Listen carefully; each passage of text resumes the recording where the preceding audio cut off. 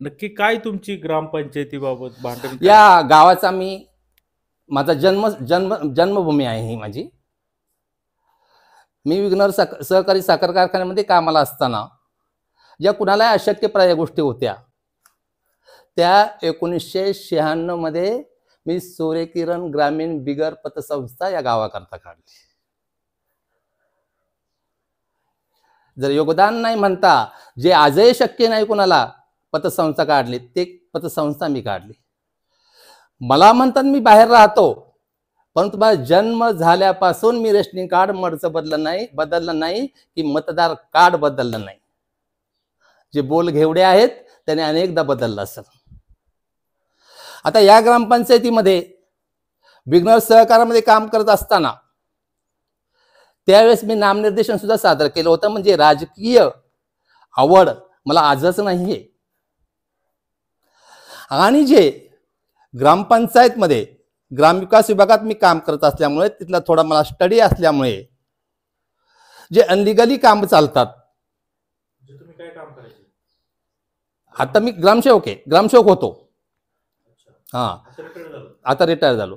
की ग्रामपंचायतीमध्ये जे अनलिगली चालतंय ते होऊ नये याकरता मी 2004 पासून ग्रामपंचायतीकडे माझं जे विरोधात आहे जे अनलिगली आहे त्याबाबत अर्ज आहेत. हे ग्रामपंचायतीला आहे. ग्रामपंचायतीने त्यांचं दप्तरही पाहावं. मी अलीकडेच हे नाहीये. अनेक गावात स्थायिक असणारी लोक किंवा बाहेरगावी नोकरी करणारी लोक गावाकडे कानाडोळा करतात, परंतु गावाबद्दल मला कायम आस्था आहे.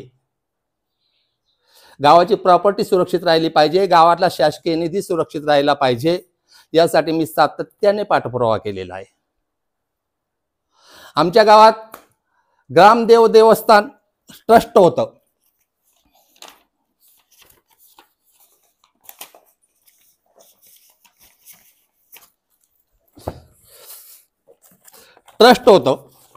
त्या ट्रस्टच्या अनेक मिळकती आहे जे आयुक्तांना, धर्मदाय आयुक्तांना मी त्याबद्दल विवाद अर्ज सुद्धा सादर केलेला आहे. त्यांनी दाद न दिल्याने या प्रकरणी कुणाचाही गुगल पे लोकांकडून लोकवर्गणी न घेता की मी गावासाठी काम करत आहे, मला पैसे द्या, मदत करा की जेणेकरून गावाला मदत ते पैसे रिटर्न मिळतील. तर या ग्रामदेव देवस्थान ट्रस्टने 2 मंदिर, हनुमान मंदिर 12,76,410 अपहरित केले, भ्रष्टाचार केला. दुसरं मंदिर विठ्ठल मंदिर 10,83,000 भ्रष्टाचार केला आणि न्यायालयाने सिद्ध केलं जे काल जे बोलत होते ते आरोपी म्हणून त्यांना कोर्टाचं समन्स आहे. भ्रष्टाचारी कोण? भ्रष्टाचारी ते का मी? माझ्या निलंबन कालावधीत असं झालं तर भ्रष्टाचारी आणि माझं आरोपपत्र तुमच्याकडे एक दिनकर मोड्यांनी ह्या गावासाठी 4 लाख रुपये खर्च करून ते पैसे ग्रामदेव देवस्थान ट्रस्टला मिळावे यासाठी स्वतःचे पैसे घातलेत. असा दाता मध्ये त्या बोलणाऱ्यांपैकी एकही नाहीये. त्यांनी सिद्ध करून दाखवावा की आम्ही गावासाठी 1 लाख रुपये दिलेत, आम्ही गावासाठी 10,000 रुपये दिलेत, आम्ही गावासाठी 5,000 रुपये दिलेत. नाही तो सप्त्याला नसतो, तो सांस्कृतिक कार्यक्रमाला नसतो. सर मला सांगा, कुठलाही सांस्कृतिक कार्यक्रम करत असताना, कुठलंही मंडळ असताना, कुठली मदत घ्यायची असल्यानंतर पोलीस स्टेशनची खरं वास्तविक धर्मदायकची परवानगी घेऊन रजिस्ट्रेशन करून त्याची पावती त्या संबंधिताला द्यावी लागते आणि मग त्या पैशाचा सगळा हिशोब ठेवावा लागतो. ही जे आहेत ना बोलणारे काल होते, मला जे म्हटले भ्रष्टाचारी आमकं गुगल पे फोन पे द्वारे लोकांकडून वर्गणी गोळा करतात. गुगल पेचा हिशोब काय हो, कुठं ठेवता? त्यांना पावती नाही, काय नाही. तसा प्रकार दिनकर मोडव्याने आयुष्यात केलेला नाही. आणि हा राग की मी समस्त ग्रामदेव देवस्थान ट्रस्टच्या विरुद्ध केस स्वतःच्या पैशाने लढलो की ज्यामुळे 30,67,410 रुपये हे ग्रामदेवता देवस्थान ट्रस्टला मिळणार आहे, दिनकर मोडव्याला नाही. मला म्हटले काल त्याचं योगदान काय? तो सप्त्याला नसतो, तर अमक्याला नसतो, तर तमक्याला नसतो. कसं करते सप्ते तुम्ही? सप्ते करतात कसे? गुगल पे.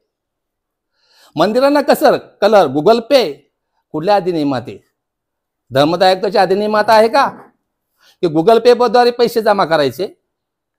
तुम्ही जी पावती घेता त्या संबंधीला पावती, रजिस्ट्रेशन पावती दिली पाहिजे, त्याचा संपूर्ण ताळमेळ घेतला पाहिजे आणि नंतर ते पैसे हे केले पाहिजे. भ्रष्टाचाराचे आरोप माझ्यावर. गावाशी माझा संबंध नाही, नोकरी निमित्त मी ग्रामविकास विभागात काम करत होतो. परंतु मी जे केले ते कोर्टात सिद्ध करून दाखवले की 30,67,410 रुपयाचा भ्रष्टाचार केलेला आहे. आणि काल जो बोलत होता तो त्या ट्रस्टीमध्ये संचालक आहे. दुसरा जो बोलत होता तो आरोपी म्हणून त्याला समन्स आहे कोर्टाचं या प्रकरणी. आजही कोर्ट 22 ऑगस्टला पुन्हा त्याची तारीख आहे. म्हणजे गावासाठी मी काही केलं नाही असं ते म्हणू शकत नाही की हा फक्त विध्वंस करतो, आम्ही हे सर्व करतो, हे करतो. पुढला प्रश्न राहिला माहिती अधिकाराचा. पुस्तक आहे. माहिती अधिकार हा कायदा आहे, कायदा. परिपत्रक नाही, अधिसूचना नाही, शासन निर्णय नाही, कायदा आहे, कायदा. आणि या कायद्यान्वये मागितलेली माहिती प्रस्तुत जनमाहिती अधिकाऱ्याने दिलेली पाहिजे. हे जॉब कार्ड जनमाहिती अधिकाऱ्याचा आहे, सरपंचाचं नाही. तुमचा जर एवढा पारदर्शक कारभार आहे, तुमची जर एवढी लोकहितार्थ कामं आहेत, तुमचा रोलच नाही. माहिती अधिकाराचा विषय त्यांनी बोलायलाच नको पाहिजे होता, त्यांचा रोलच नाही येतो. हा कायदा माहिती अधिकाराचा कायदा आहे, केंद्र शासनाचा कायदा आहे. माहिती अधिकाराचा विषय no job card sarpanch, no सदस्य. हा फक्त जनमाहिती अधिकारी. जर तुमचं पारदर्शकच आहे, जसं ट्रस्टीचं मी हे माहिती अधिकारातनं बाहेर काढलं, तसे माझे 25 माहिती अधिकार नसतील पण 21 पर्यंत माहिती अधिकार त्यांना दिलेले आहे. आणि त्या प्रकरणी प्रथम आपली अधिकारी, विस्तार अधिकारी यांनी सुनावणी घेतली, निर्देश दिले, आदेश दिला की यांना माहिती पुरवा. अजूनही त्यांनी माहिती दिली नाही. का? तुमचा पारदर्शक कारभार आहे ना, तर द्या ना माहिती. एखाद्या लोकप्रतिनिधी ग्रामपंचायतीशी निगडीत असलेला, ग्रामपंचायत सदस्य असलेला, उपसरपंच असलेला, सरपंच असलेला, त्याचा माहिती अधिकाराशी मला माहिती अधिकारामुळे काम करता येत नाही असं म्हणू शकत नाही, म्हणू शकत नाही. आणि म्हटलं नाही पाहिजे, समाजापुढे तरी नाही म्हटलं पाहिजे, मीडिया समोर तरी नाही म्हटलं पाहिजे. कारण जॉब तुमचं दस्त तयार असतात, तुमचे दस्त तयार नसते त्याचा अवलोकनाला बोलवा. अवलोकनाची आवश्यक माहिती आहे ती तुम्ही दिली पाहिजे. तब्बल तुम्ही म्हणतात माहिती अधिकार 25 आले, अरे 25 पैकी एकाची माहिती दिली तुम्ही? नाही देऊ शकले. का देऊ शकले नाही? का देऊ शकले नाही? तुमचा ग्रामनिधी आहे, तुमच्याकडे पैसा आहे, तुमच्याकडे समाज कल्याण आहे, तुमच्याकडे बाजार कर वसूल होतो. ग्रामपंचायत म्हणला बाजार कर होतो, कर वसूल होतो, पण बाजार कर ग्रामपंचायतीमध्ये येतो का? ही माहिती काही येत नाही. अतिक्रमण म्हणतात, अतिक्रमण दिनकर मोडवे यांनी केलं. या ग्रामपंचायत मडने अतिक्रमण साई प्रतिष्ठान ट्रस्ट मध्ये केलं, ज्या ट्रस्टचा मी फाउंडर मेंबर आहे.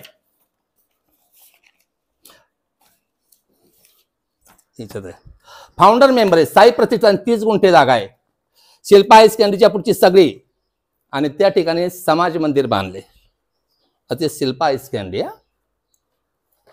व्यायामाचा प्रकार असेल गताची आहे. अरे वास्तू शासकीय निधीतून बांधली, त्याचं भाडं जातं कुठं हे विचारणं गैर आहे. का देऊ नाही? जर भाडं ग्रामपंचायत येतं, शासनाची इमारत आहे, तर तुम्ही का नाही माहिती देत की ते भाडं ग्रामपंचायतीला येतं, तो मिळकत क्रमांक अमुक अमुक आहे, दिलं पाहिजे ना. अतिक्रमण ग्रामपंचायत सुद्धा करू शकते. तर माझ्या अतिक्रमणावर ते बोलले माझ्या अतिक्रमणावर, माझ्या अतिक्रमणा बोलतोच, परंतु बोलणाऱ्याचं सुद्धा अतिक्रमण आहे. जो मूळ अभिलेख आपण म्हणतो, जो 7/12 म्हणतो, तो 7/12 पाहिला कुणाच्या नावावर आहे? जुनं गावठाण. जुन्या गावठाणामध्ये बक्षीसपत्र, नोटरी किंवा काय संमतीपत्र घेऊन जिल्हा परिषद पुणे यांनी आरोग्य विभागातील तिथं प्राथमिक आरोग्य केंद्र होतं, त्या प्राथमिक आरोग्य केंद्रातल्या कर्मचाऱ्यांना बांधण्यासाठी निवासस्थान मानलं. 10-12 खोल्या अजून मी पाय नाही सोडलो 20 वर्षात तिथं. पाहिलं नाही. अनेक कार्यक्रम होतात तिथं, लग्न बिग्न आमकं सम बांधलेलं बांधकाम. कोण घुसलं तिथं? घुसलं कोण? जागा तुमची नाही, बांधलं ते बी नाही. लोकांना विधी करता काय देता? म्हणजे अतिक्रमण तुम्ही केलं का मी केलं अगोदर? बोलणाऱ्याने अतिक्रमण केले. काय नाव त्याचं? काय जलसा का फिलसा असं काहीतरी नाव आहे. नाही नाही, तो बावळट आहे. मोढवे, दिनकर मोढवे बावळट आहे. नाही, तो नालायक आहे. दिनकर मोढव्याने बियर बार, दारू खंडोबा मंदिरापाशी नाही विकली, रेस्टॉरंट काढून, जे यांनी केलंय. माझं योगदान तपासण्यापेक्षा, मी नालायक आहे ठरवण्यापेक्षा, मी भ्रष्टाचारी आहे ठरवण्यापेक्षा, कारण मी गावात असं काही प्रकार केलाच नाही, माझा जॉबच वेगळ्या ठिकाणी होता. परंतु म्हणतात ना, गावाचं, भावाचं आणि देवाचं खाऊ नाही, या तिन्ही प्रकारात तुम्ही मोडता. जे बोलत होते ते, जे म्हणत होते दिनकर मोढे नालायक आहे, दिनकर मोढे भ्रष्टाचारी आहे, तो बावळटे आमको तमको, मग उलटे गणती ती परिभाषा, त्यांची साधन सुचिता काय मला माहित नाही.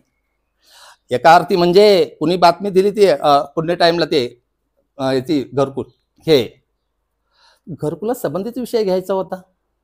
बरं, बातमी कोणाची होती? बातमी होती ग्रामपंचायत मढ. उतळे साहेब, मिथुन साहेब, मला सांगा, बोललं कोणी पाहिजे? सरपंचांनी बोललं पाहिजे, सेकंड उपसरपंचांनी बोललं पाहिजे, थर्ड सचिवाने बोललं पाहिजे, फार सदस्यांनी बोललं पाहिजे. रोल काय दोन व्यक्तींचा बोलण्याचा? आता तुम्ही ग्रामपंचायत सदस्य नाहीत, अरे तुम्ही पंचायत समिती सदस्य नाही, पक्षीय कार्यक्रम नव्हता तिथं. म्हणजे ज्या वल्कना केल्या की तो बावळट, नालायक, भ्रष्टाचारी, असं तसं, त्या उलट अर्थी तुला लागू होत्या त्याला. तर भ्रष्टाचार आरोप नीट हे करावेत. आता भूखंड, ह्या गावात 462 भूखंड 23/7 त्यांनी तहसीलदारांना पत्र दिले. 462 भूखंडावर बहुतेकांचं अतिक्रमण आहे, जे जिल्हाधिकारी, कलेक्टर यांच्या नावावर आहेत. माझा प्रतिप्रश्न त्यांना आहे, बाबांनो, तुम्ही बाहेरगावच्या लोकांना त्यातले भूखंड किती विकले?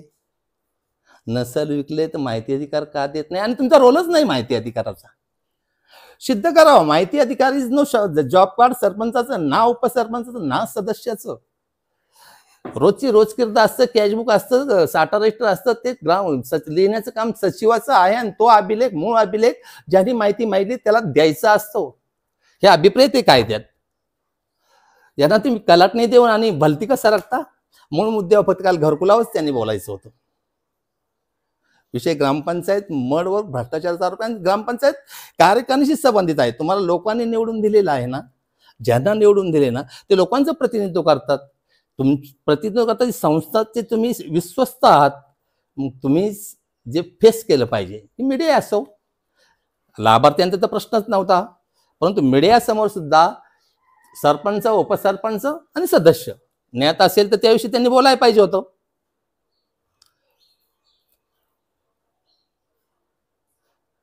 अनेक भूखंड, अनेक, आता तो बाजार करायचं मी सातत्याने एकदा माहिती मागितली, नाही देत. वित्त आयोगाची सातत्याने माहिती नाही देत. समाज कल्याण सातत्याने मागितली, नाही देत. सांडपाणी घनकाचा सातत्याने मागितली, देत नाही. ही इंदिरा आवासची त्यांच्याकडेच मागितली, ती देत नाही.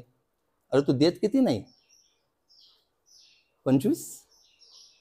विस्तार अधिकारी तुझा पहिला बॉस, मुख्य बॉस BDO, त्यांनी निर्देश देऊन सुद्धा तू त्याची, म्हणजे कायदा तर माझ्याही घरचा नाही, त्याच्याही घरचा नाहीये. तर कायद्याची बूज राख. आपण लोकसेवक आहेत, हा सरपंचावर आरोप नाही माझा, त्या सचिवावर. त्याचं ते जॉब कार्ड आहे, त्याने दिलं पाहिजे. आणि बळ कावर स्वतःहून त्या माहिती अधिकाराची हळद आपल्या अंगाला लावता. जॉबच नाही तुमचा. आणि माहिती अधिकाराला घेऊन तुम्ही काम करत नाही, तुमचा जॉबच नाही, त्यामुळे तुम्ही त्याच्याकडे दुर्लक्षच केलं पाहिजे. तो जॉब जनमाहिती अधिकाऱ्याचा आहे. आणि माहिती द्यायला अडचण काय आहे? सहकाराला माहिती अधिकार लागू केलेला आहे, बँकेला केलेला आहे, शासकीय संस्थांना केलेला आहे. तर एवढंही असं नाही चालणार. का देऊ नाही माहिती? त्यात काय मागितलं होतं मी? तुमचं जर पारदर्शकच आहेत, तुमचे लाभार्थी पारदर्शक आहे, तुमचा सांडपाणी कचरा पारदर्शक आहे, तुमचा ग्रामनिधी पारदर्शक आहे, तुमचं समाज कल्याण पारदर्शक आहे, तुमचा पैसा पारदर्शक आहे, तुमची SBM पारदर्शक आहे. त्यांना माहिती, कारण देऊ शकत नाही. त्यांना माहिती आहे ही व्यक्ती अन्यायाविरुद्ध लढणारी, स्वतःचा पैसा खर्च करणारी. त्याचं ज्वलंत उदाहरण म्हणजे समस्त देवस्थान ट्रस्ट करता वैयक्तिक माझे 4 लाख रुपये पदरमोड खर्च करून गावाला ते मिळण्यासाठी मी प्रयत्न केले. त्यासाठी निगोटवाडी मनसरची वसाहत, डिंबे कॉलनी, पिंपळगाव धरण वसाहत, पुणे न्यायालय, अनेक न्यायालयात अनेक वकिलांकडून मी पालघरवरनं वकील मागवले, कारण इकडे वकील हे फोडतील यांची भीती म्हणून. आणि ह्या प्रकरणी मला माझा पुतण्या हा रवी सातत्याने त्यांनीच सगळं सांभाळलं, सगळं त्यांनी सांभाळलं. कोण गावासाठी एवढं करणार आहे? 4 लाख खर्च करणारा काल त्याच्यामध्ये होता का? गावासाठी होता का? हे गुगल पे खाणारे, फोन पे खाणारे. मग ठरवा भ्रष्टाचार कोण. आता मी भ्रष्टाचारी, मी नालायक, मी आमकं तमकं. अरे बाबा, मी गावातच सर्व्हिस केली नाही, आयुष्यात चहा कुणाचा गावात पिलो नाही. सांगावं गावामध्ये कुणी पण की दिनकर मोडव्याला मी चहा पाजला. याच्या उलट दिनकर मोडव्यांनी किती जणांना चहा पाजला, नाश्ता पाजला ते विचार. यात्रेची वर्गणी नाही देत मी, सप्त्याची देत नाही, मंदिरांना कलर द्यायचं देत नाही. का द्यावी? तुम्ही पावती ठेवा, त्याचा हिशोब ठेवा, तो धर्मदाय आयुक्ताला सादर करा, त्याचा ताळेबंद ठेवा. काल परवा असंच होतळे साहेब, मिथुन साहेब आणि आपण सर्वच मंडळांना सर्वात ज्ञात असेल काय जनसुविधा. गाव तिथं स्मशानभूमी आहे ना, गाव तिथे स्मशानभूमी. आता 4-5 दिवसापूर्वी ह्या एकताच ग्रुपवर पोस्ट होती की समाज त्या स्मशानभूमीचे पत्रे उडालेले आहे. खूप म्हणजे प्रेताची म्हणजे वाईट म्हणजे पाहण्याजोगी नाही. त्यामुळे ज्यांना ज्यांना मदत करणं आवश्यक आहे, करण्याची दानत आहे, त्यांनी अमुक व्यक्तिगत जमा करावे. काय व्यक्तिगत जमा करावे? पावती द्या ग्रामपंचायतीकडे, 7 नंबर पावती फाडा, त्याचा हिशोब ठेवा, ग्रामपंचायतीक होईल, त्याला अंदाजपत्र घ्या. सगळे प्रकार आले ना. स्मशानभूमी मयत व्यक्ती आत्मा गेल्यानंतर ती एक पुण्यस्थान आहे. तसं आता मला होतं, एक माझ्या मित्राची आई वारली, आता 1 जुलै काहीतरी 2 जुलैला ती दसक्रिया होती. का असावं स्मशानभूमीत? वैरण, म्हशी बांधलेल्या कुणाच्या होत्या?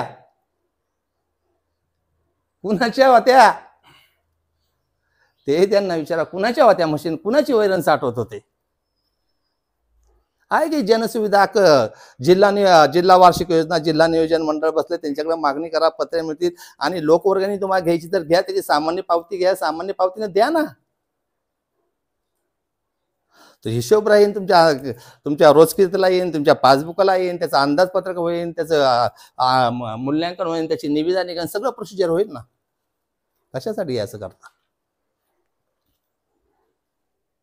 एक व्यक्ती म्हटली की दिनकर मोडवे यांचा माहिती अधिकार अर्ज जर येथून पुढे आला तर आम्ही त्यांच्यावर ॲट्रॉसिटीचा गुन्हा दाखल करू. जी व्यक्ती बोलली ती ग्रामपंचायत सदस्य नाही. आज ती व्यक्ती पंचायत समितीचा आज सदस्य नाही, माझी सदस्य आहे. म्हणजे हा जर कायदा आहे आणि माहिती अधिकार अर्ज केल्यानंतर, मी पुनश्च त्यांच्याकडे अर्ज केल्यानंतर ॲट्रॉसिटीचा गुन्हा दाखल करण्यासारखी यांची सरंजाईशाही या ठिकाणी वाढलेली आहे. जे कायद्यात आहे ते तुम्हाला द्यावे लागेल, त्याशी तुमचा दुरान्वयी संबंध नाही. ही जी धमकी दिलेली आहे याबाबत आपल्या मीडियामार्फत सुद्धा आपण वरिष्ठांच्या कानावर ही वार्ता घालावी अशी मी आपणास विनंती करत आहे. खोट्या म्हणजे माहिती अधिकारी मागण्या काय ॲट्रॉसिटीचा गुन्हा आहे का? अर्ज करणे हा काय गुन्हा आहे? तुमच्याकडे माहिती मागणे हा गुन्हा आहे का? की दिनकर मोडेचा अर्जानंतर आम्ही दिनकर मोडे माहिती म्हणजे ॲट्रॉसिटीचा गुन्हा दाखल करू? तर त्याचाही मीडियामार्फत वरिष्ठांकडे आपल्या मार्फत पाठपुरावा करून त्याचा बंदोबस्त करावा अशी मी मीडियाला पण विनंती करत आहे.